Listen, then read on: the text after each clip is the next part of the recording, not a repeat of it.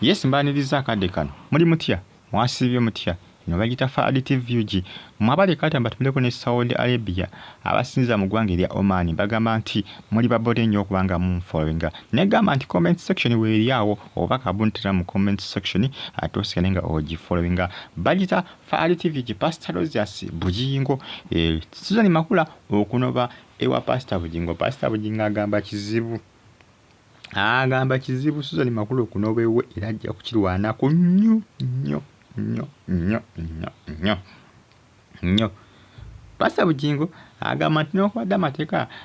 tegaali kugamba gaagana okubanga gabaawula ne Teddy Bujingo naye agamba nti Makula kijja kuba kizibu okubanga bakola ki okuba nti no anoba ewuwe. Pastor Bujingo ali ready alaga nti tagenda kuta Susan Makula era tajja muganya kola ki tajja muganya kubanga no bajukira abasinga bagamba nti Pastor Bujingo ko yali Makula nti ali naye mumenye bwa mateeka olw'ensonga nti bakyali bafumbo mu mateeka ne Teddy Bujingo. Pastor Bujingo yagamba nti tabifuddeeko era abasinga bagamba nti amateeka yagajeemera Ateka gakooti nti Pastor Bujingo yagakola ki yagayisaamu olugaayo ne Pastor Bujingo yalaga nti nze siri ready kubanga nkola ki siri ready kubanga ndekerera Susan Makula okubanga agenda jukira Makula akiraga nti yagobe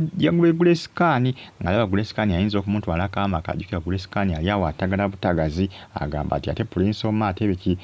Susan n'agamba naye gwe oyinza okuba oli awo weewusa ng'ogamba ati simanga Prince Omar kumba oyagala kukyega bba wange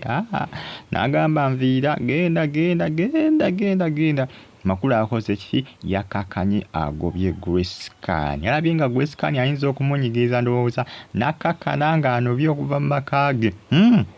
kubanga bagamba nti omubbi tayagala bakole ki tayagala bamubbe. Makula yeekengera agamba omusajja nange nategula mutegule Grace Khan ayinza omuntegulako manye ebisese nga abasajja bwe batyo babeera omutegula nawe ne bamukutegulako ebyaddala nawe ne bamukutegulako ne bamukutwalako sanyago nokuna osokulaawo ki Grace Khan nga abasinga bakirabanga kima obe ne baaba ekigaa kyediza Pastor Bujingo Makula n'aviiramu awo n'akakana ng'anobye Pastor Bujingo n'amwerabirira ddala ng'alabawo Grace Khan yekka n'akakana nga Makula akoze ki anobye ng'akutema ebyanguwa Makula yalabuse mangu n'agamba nedda jukira pale mu nteekateeka y'okuba nti nno Pastor Bujingo omutabani oli bamumuwaako jjukira bikyali omu kkooti bapuliida be abafuna naye Teddy Bujingo yagaana okubanga akola ki yagaana okubanga awuliriza ensonga eyo. Makula jjukira yali asaba omwana oyo nti abeerengako Pastor Bujingo weeks 4 naye wa Teddy Bujingo weeks 4 gwe mwezi gumu nga mwezi buli omu abeerako naye weeks 2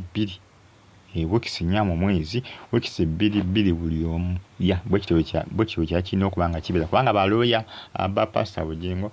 baali bateeseganyiza n'aba Teddy Bujingo naye Teddy Bujingo yakola ki yeekengera